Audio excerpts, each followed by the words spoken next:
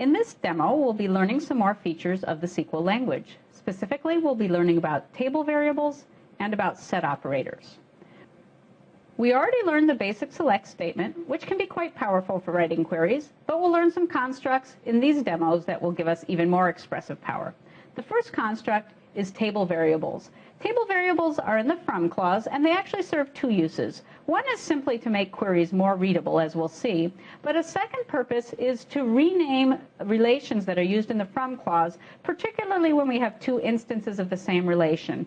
And this is exactly what we needed in the relational algebra when we wrote joins that included two instances of the same relation. The second construct we'll be learning, actually a set of constructs in this video, are the set operators. And we'll be learning the same three set operators we had in relational algebra: the union operator, the intersect operator, and the except operator, which is the minus operator. We'll be doing a demo, and the demo will use the same college admissions database that we've been using in previous demos, where we have tables about college information, and students applying to colleges. Let's move to the demo. Let's start with a big join query that we'll use to introduce table variables. This query involves all three relations. It joins the three relations on their shared attributes, and then it selects a bunch of information. So here we see the result of that query. So the main point of this query is not the result, but just to show you how table variables are used in the from clause. We can add to each of our relation names a variable. We'll use S for student, C for college, and A for apply. And then everywhere else in the query, instead of writing the full relation name, we can just use the variable. In this case, we're not changing the expressiveness, we're not changing the outcome of the query, we're really just making it a bit more readable. We can do the same thing here in the select clause and take S and A and so on. And we'll run the query and we'll get exactly the same result, no change. Now let's look at where table variables are actually useful. What we want to get in this query is all pairs of students who have the same GPA. This is kind of similar to the relational algebra query we did, where we found all pairs of colleges that are in the same state. In order to do that, we need to have two instances of the student relation. So we'll call one instance S1, and we'll call the other instance S2. And the from will do the cross product of those two, so we'll consider every possible pair of students from the student relation. From all those pairs, we'll take the pairs where the student has the same GPA, and we'll return the ID name and GPA for each of the two students. So let's go ahead and execute the query. And here we can see the result. Now, this result is exactly what we wrote. It literally is every pair of students that have the same GPA, but it might not be what we intended. Amy and Amy, the same student, well, Amy has the same GPA as herself, but more likely we just wanted different students who had the same GPA. So to do that, we'll add an and that says these are two different students. The SIDs of the students are different. Now let's run the query and see what happens. Now we see that we no longer have Amy and Amy, and every student is paired with a different student. We do have two Amy's here, but don't be alarmed. This Amy is 123, and this Amy is 654. So things are looking quite a bit better. But there's still one thing that we might not want in the result of the query, which is that we have Amy paired with Doris, and then we have Doris paired with Amy. So we're actually getting every pair of students twice in the two different orders.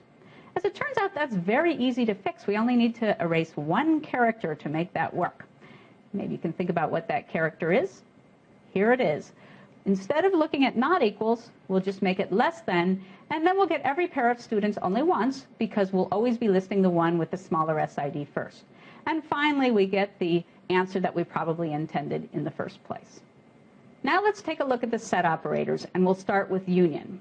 Just like in our relational algebra video, let's use the union operator to generate a list that includes names of colleges together with names of students. So here's the query that will do it for us, and we go ahead and execute the query, and we see our result. Now, I left the schema as having the C name in the first part of the union and the S name in the second. SQL allowed me to do that, and it chose to use the C name to label the result. If I want to unify the schemas of the two sides of the union and give a new label for the result, I use the as we saw earlier, for renaming attributes in the result of queries. So I'll add as name to both sides of the union, run the query, and now I see name in the result. Now, one thing you might have noticed is that this result is actually sorted. We didn't ask for it to be sorted, but for some reason the system sorted it for us. and I can actually explain why that happened. I'll also mention that if I ran the same query on another system, it might not come out sorted. In fact, it will not come out sorted because I tried it. Here's the deal. The union operator in SQL by default eliminates duplicates in its result. So if we have two Amy's, which in fact we do, we only get one Amy in our result. And similarly for Craig, we have two of those as well. So that's the default, and it so happens the system I'm using today, which is called SQLite, eliminates duplicates by sorting the result. So it sorts the result, looks for adjacent pairs that are the same, and eliminates all but one of those, and then gives us the answer.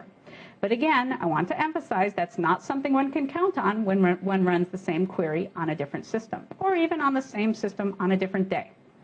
Now, if we want to have the duplicates in our result, that's something we can do quite easily. We add to union the word all. That will turn the set operator into what's technically a multi-set operator that retains duplicates. We run the query. Well, the first thing we notice is it's not sorted anymore. That's because it didn't need to eliminate the duplicates. But if we look closely, we'll also see that the duplicates are now there. We have two Amy's, for example, and we have two Craigs as well. If we want this result to be sorted and to guarantee that the other one's sorted, we would add an order by clause. So we can just say order by name. We run the query, and now we have the result in sorted order. Our next query demonstrates the intersect operator. This query is going to get the IDs of all students who have applied to both CS for a major and EE for a major. It's a very simple query. We get the IDs of students who applied to CS, the IDs of students who applied to EE, and then we perform the intersect operator on the result of those two queries. We execute it, and we find that there are indeed two students who applied to CS and EE. Some database systems don't support the intersect operator. They don't lose any expressive power. We just have to write our queries in different ways.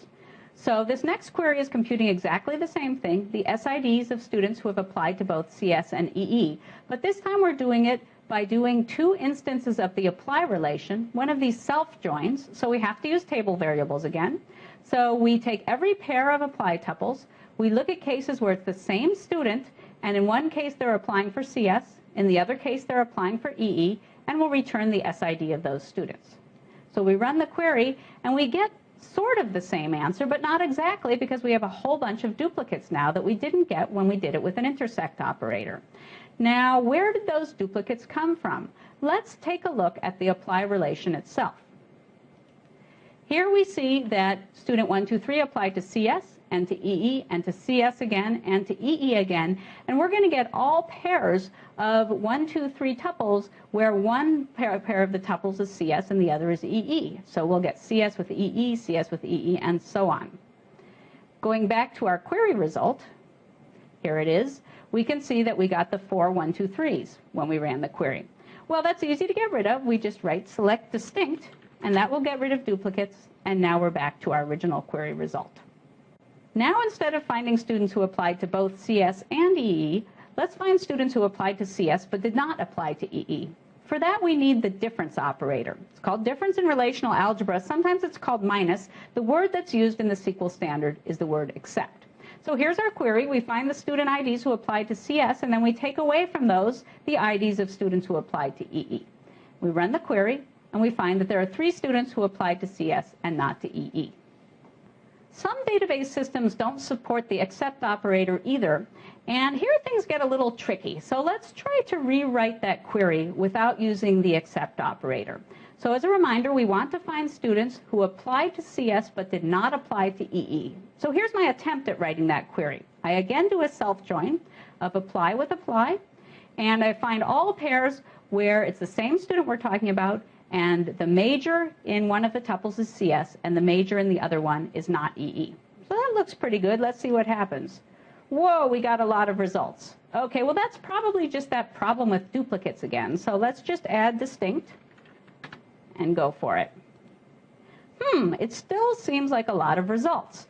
Let's go back to our previous query that uses except, and then we found that there were 3 students in the result, where here we're still getting 5 students in the result. Well, if we think about exactly what we wrote is finding all pairs of apply records where it's the same student and they applied to CS in one of the pairs and they didn't apply to EE in the other. So it could be, for example, biology or geology.